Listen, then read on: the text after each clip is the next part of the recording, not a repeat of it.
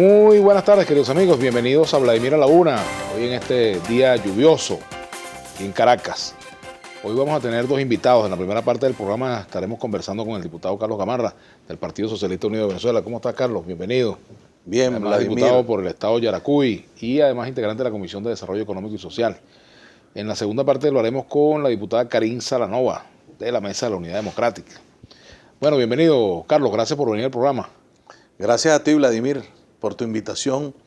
Es un placer acompañarte hoy en esta tarde lluviosa de Caracas y, bueno, dispuesto a conversar sobre todo el tema político, el acontecer político nacional.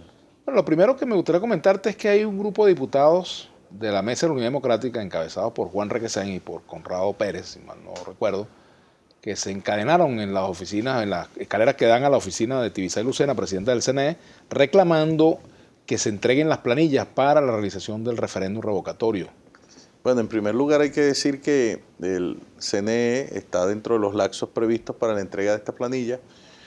Hay que recordar que ellos hicieron una solicitud y que el CNE les envió todo un conjunto de comunicaciones señalando que la solicitud que habían hecho estaba desde el punto de vista formal mal planteada y ahora está corriendo los lapsos, debe ser en los próximos 2 o 3 días que le entreguen la planilla.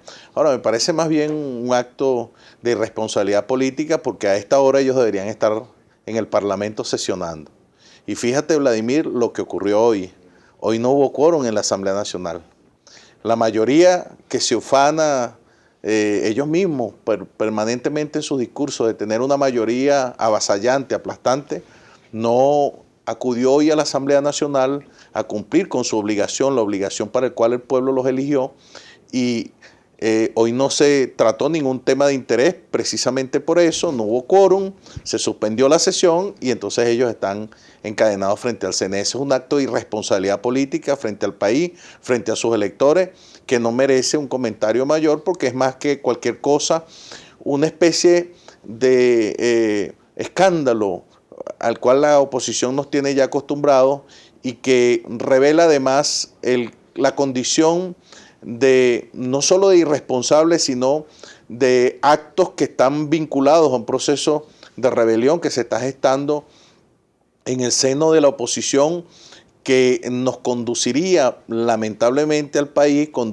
están pensando, lo señalaron el día martes 19 de abril en el cabildo, entre comillas, que tuvieron con 200, 300 personas en el Parque Miranda, donde hablaron ya abiertamente de ir a una especie de salida 2, de ir a la calle a una nueva versión de la salida que ya sabemos lo que trajo para Venezuela, lo que trajo muerte, desolación, más de 800 heridos, mutilados, 43 personas fallecidas, millones en pérdidas y una especie de caos general y de situación que no queremos volver a vivir y que, por cierto, los venezolanos han rechazado permanentemente porque Venezuela es un país de paz, un país que aboga por la paz y la reconciliación y que frente a ello, frente a esa situación del llamado de la oposición nuevamente a la violencia, porque ellos están conscientes, Vladimir, de que el llamado a salir del presidente Maduro en 6 meses que hizo el presidente de la Asamblea Nacional, Ramos Alú, no es posible. Ya van 4 meses, le quedan apenas 2. No es posible cumplirlo. Y entonces están explorando el camino nuevamente de la insurrección, de los caminos fuera de la Constitución y el camino de la violencia que el pueblo permanentemente ha rechazado. Pero ellos están, por lo menos lo que uno ve, están encaminados en la vía del referéndum. Ha sido la propuesta que quizás ha tomado más cuerpo entre la oposición. Y están precisamente exigiendo que se les entreguen las planillas para que se active Vladimir, esto. Tienen distintos, ellos mismos dicen que han activado distintas vías.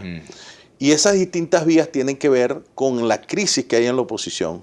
Nosotros decíamos ayer en una intervención a propósito de estas leyes que aprobaron, una en primera discusión y otra en segunda discusión, y que son violatorias. La ley de la ley de referéndum y la ley, enmienda, el proyecto, porque no hablemos de ley, proyecto de ley de referéndum. Va en primera discusión. Y el proyecto de enmienda, que además son violatorios de la Constitución en muchos de sus artículos.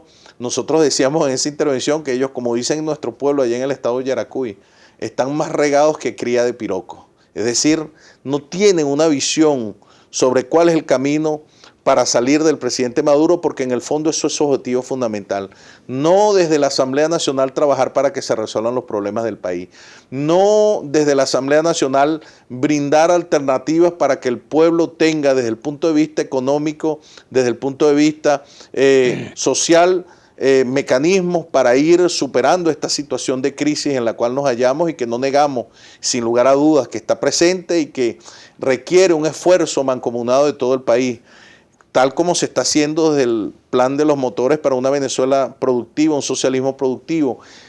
Y no es así, ellos, su obsesión es salir de Maduro ya, y en ese mecanismo lo que va a prevalecer sin lugar a dudas va a ser el tema de la salida 2, porque las presiones de la ultraderecha venezolana, encarnadas en Voluntad Popular, encarnadas en Freddy Guevara, ya lo dijo en su discurso el 19 de abril, casi que consultó en Cabildo a las 200 personas que habían, que si estaban de acuerdo con ir a la calle a una nueva salida, y dijeron que sí. Luego vino Capriles Radonqui, negó eso y dijo que era el referéndum. Es decir, todo ese conjunto de elementos lo que refleja es una crisis profunda en la oposición y una falta de coherencia ante el país que ha hecho que en menos de 3 meses esta Asamblea Nacional haya perdido más de 20, 30 puntos en la encuesta. Ahora, si se retardara el proceso para la realización, para la preparación del referéndum, si se cerraran los caminos desde el punto de vista constitucional, pues el riesgo de que haya sectores de la oposición